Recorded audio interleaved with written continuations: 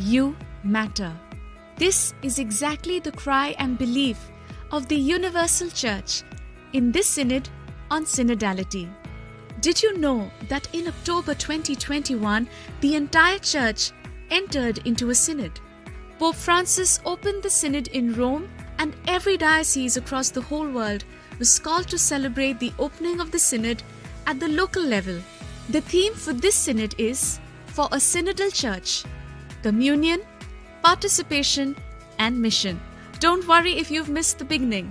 We are here to help you catch up because this Synod is going to be unlike any other. From 2021 to 2023, it will be a journey of sharing, reflecting and listening at all levels across the entire Church. But hold on, let's not get ahead of ourselves. Let us first understand, what is a Synod? A Synod is a gathering, traditionally of bishops. The word Synod comes from the Greek synodos, meaning the same way or the same path. Synods were very common in the first centuries, giving bishops the opportunity to meet and discuss issues of importance for the life of the Church. The institution of the Synod of Bishops was established by Paul VI on September 15, 1965, in keeping with the request of the Fathers of the Second Vatican Council, to maintain the collegial spirit fostered by the Council. Since then, Synods have been organized every 2 or 3 years, bringing together bishops, experts and various delegates to discuss different topics. In each case, bishops vote on a final document. Then, the Pope writes his own text called an apostolic exhortation to open new pathways and shed new light on what was discussed at the Synod, so that it can radiate across the entire Church. So what is synodality? Synodality is about journeying together.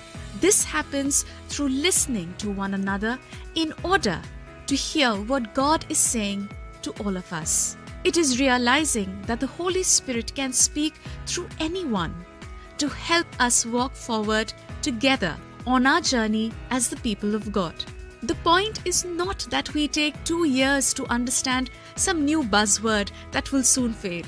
Synodality is no passing phase. It is a call to be a new way of being Church. In other words, it is walking together.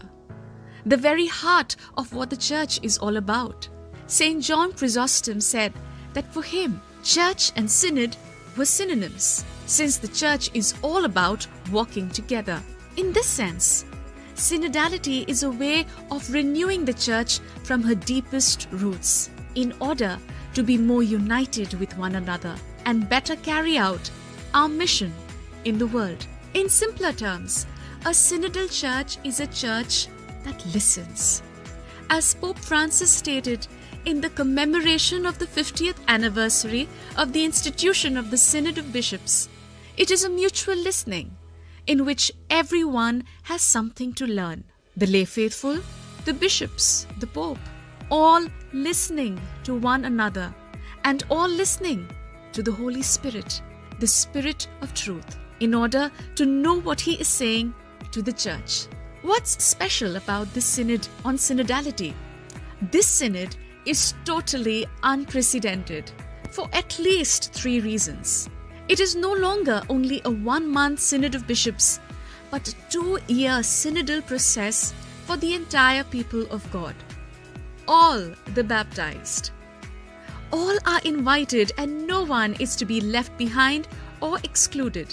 It is a Synod that aims on giving the entire Church a lived experience of synodality. It's not just about filling in a questionnaire, but gathering the fruits of what the Holy Spirit is saying to us here and now. The aim of the Synod is not just to talk about synodality, but to put synodality into practice, starting now, in every diocese, parish and country across the whole world. This calls all of us, at every level of the Church, to renew our way of being and working together, moving forward. So what can you do? Find out what's going on in your diocese and your parish to experience the Synod at a local level. Each diocese is called to facilitate local synodal meetings to involve all the faithful in this journey undertaken by the entire Church. Since the entire purpose of the Synod is to listen to everyone, even children, trusting that the Holy Spirit can speak through anyone, let's start by truly listening to each other, especially those who are in the margins of our churches, who are forgotten, ignored, or not listened to. If you are an elder or a person in position, listen to those in your care. If you are a parent, hear what your children are trying to communicate to you. If you are a priest, pay attention to what your parishioners are voicing. If you are a superior in your community, listen to what the young ones are struggling with. Remember, if you want to be heard, you must also be willing to listen. And finally, pray for the whole Church. Ask the Holy Spirit to inspire and lead us in this beautiful journey.